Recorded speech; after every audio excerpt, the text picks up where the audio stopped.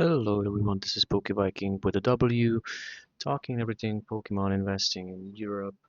Today I would like to touch upon a topic that I kind of am looking at for the better part of this year already because I've been recently looking at like the slab market, and as you might know and see that the current market is kind of crazy. We are in the bull market of the biggest proportions that we have ever seen. And part of the investing journey, as you might know, apart from the sealed products, is investing also in some slabs of highly chased cards of various contexts, I might say. So if it's a card that's a very famous Pokemon, or higher rarity, or even like a good artist with a very high sought after artwork on the product, or even if it's like a combination of all three, probably added with some scarcity and whatnot, or even like the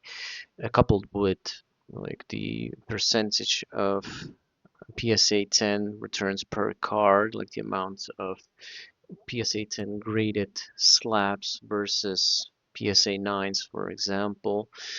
There's just a lot of factors to that tie into like the value of a PSA 10 card that's a highly chased card. But what I would like to draw your attention to is currently that I've been recently looking at some comparisons when it comes to long-term cards that have been increasing in value throughout a good amount of time when it comes to modern cards. I have a few examples here, so I'm going to briefly touch on my thought process when I look at these cards. So first things first, for example, the Greninja EX.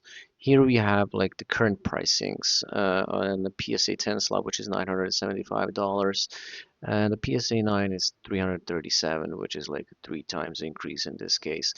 But mind you, it wasn't always like that at the beginning. So even though the highly sought after cards have some dips, I might say, but they are not that visible short term and even hard to recognize when you are thinking of investing into a card if it's reasonable to invest in it.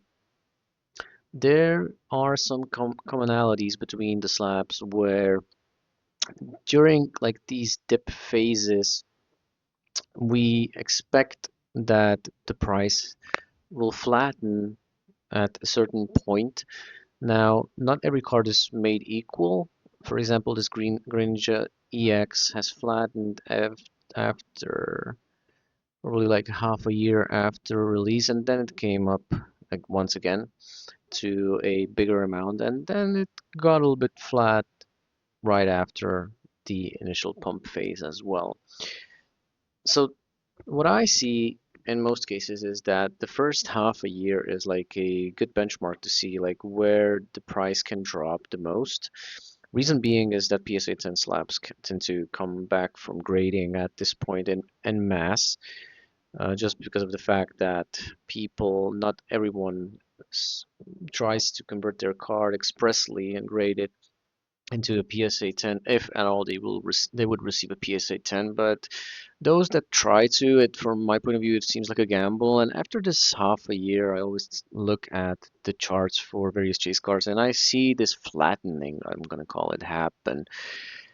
This is a good time to buy if you have the capital to do it. The same thing then repeats approximately 1.5 and 2 years after the card's release, which is the second dip. And then most of the cards go out of print and you have like a huge pump at that stage. These would be your selling opportunities, and these two would be like your buying opportunities. Not every card does this, but the cards that do are then fairly predictable in terms of the market and what how the market then reacts. Now, this third bump is like a phase of when you look at a so-called graph of the hype curve. This hype curve is mostly like euphoria, and when everything then down boils down or cools down, Then the euphoria fades and panic settles in.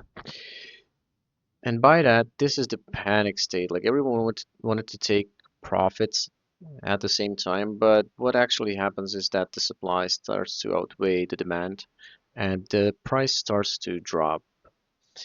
This is the second time where buyers, or third time I would say, when the buyers step in. Now, at our current stage, we are at a point where the price is almost exactly the same as with the second previous pump. So this behavior can be tracked across multiple cars, and I want to show you some examples of what you should look at in this case. But if you don't have the budget, you should probably also look at PSA 10 variants, or not variants, but the exact same cards in Japanese. Because what happens here is approximately the same thing. PSA 10s, even though they are of lower value, for those people that don't have that kind of budget but want to still invest in cards, this is your alternative. See, you have like the flattening first pump, second flattening second pump, third flattening when it comes out of print, the panic settles, and your third pump. Now, I'm not looking at historical data past this point because I think it's then past the point where most people feel comfortable of still holding a card. If they are comfortable with holding even longer, that's perfectly fine. But then again, you still have to look at the saturation on the market. And if the saturation is really high, or if the pop count is also fairly high, then you might be taking a risk probably, but some risks tend to pay off in the end. And with PSA 10s, you cannot go wrong. So if we compare it, that if you are focusing on half a year after its release, you're looking at $150, and then your biggest payout would be somewhere around 500, which is also like 3 times the market value as it was at the beginning of the first flattening. Bear this in mind.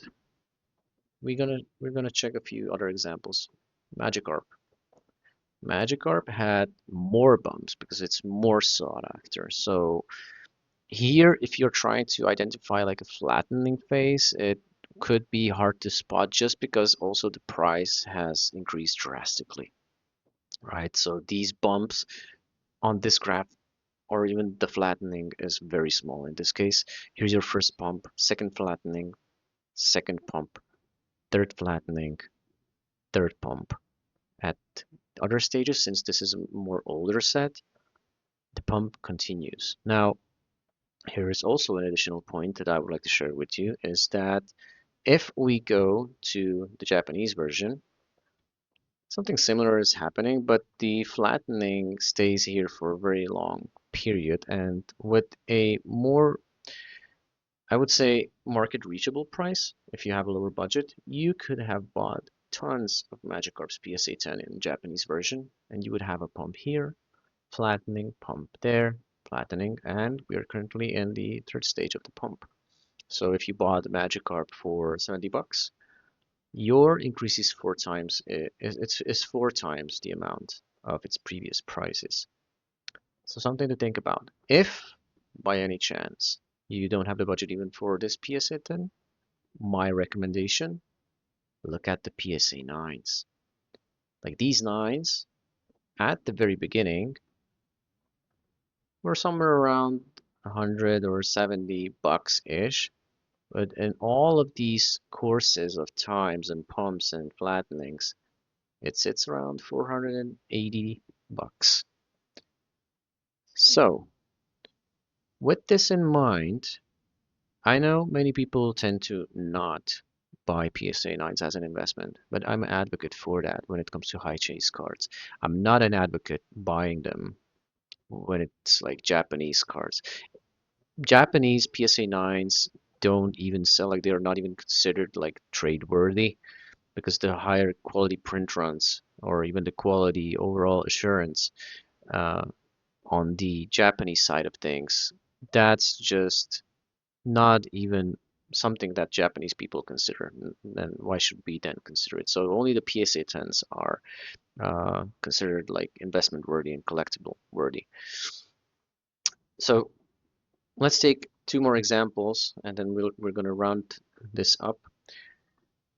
Mewtwo V-Star is like the oldest card from these two that I presented to you. So here we have even like a longer run. So you're flattening, first pump, flattening, second pump, flattening, third pump. Another, I cannot call it flattening, maybe this is just a panic settling. And you have your fourth pump. So overall, in the span of time, look at the half year flattenings, 1.5 year flattenings. And then you have somewhere at the end of the print runs, the flattenings. This is your best probably entry point if you missed out, but it's also a good time to see that, okay, I might be standing before a potential pump in that span of time. So currently this is the price for PSA 10, which is 560 bucks. The Japanese version of PSA 10 mirrors this also in terms of the curvature, but sits around like 260 bucks. At the time of the lowest flattening, it was 55. So in terms of gains, if you are on a smaller budget, look at the Japanese market. It just makes sense. And the PSA 9s, fairly similar story, 4-time gain, 4 times the previous price. Let's look at, for example, Charizard. Now, this card has a year-long flattening, which some people tend to feel like is very risky, but this is only due to the fact that this card was heavily printed and no one was expecting it to rise for a very long time. But after a time, you have your first pump, flattening, second pump, smaller pump, or not pump, but flattening, and here you have your third pump, panic, and then going to the moon for the fourth pump. So considering the price is 113 bucks, and if you add one additional grand to it, there's your current price. PA sits in Japanese, lowest price somewhere between the 60 to $70.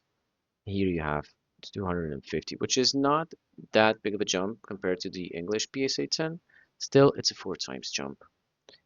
If you're not satisfied with these kinds of increases, you're probably doing something wrong. I can also, if someone will watch this video, look at other cards. These are just a few examples that I cherry picked, but they were very quickly to be picked. To be honest, I didn't thought of any other cards for the particular examples. But I will tend to do these analyses for other cars in due time. So I can also increase the spam of other cars that have been on the market for a longer time so that you can see how the gains potentially play out after more years of having the card at your disposal.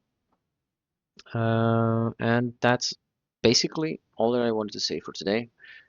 If you're watching these videos, I finally managed to get a better microphone and also I increased the quality of the video. So I'm very happy that that played out and I will continue to improve the quality and quality of the content for this channel as well. So if someone will stumble upon these videos, I will be very happy to hear any feedback. But for the time being, this is all I wanted to say for today. So this was Poke Viking, and I'm gonna see you next time.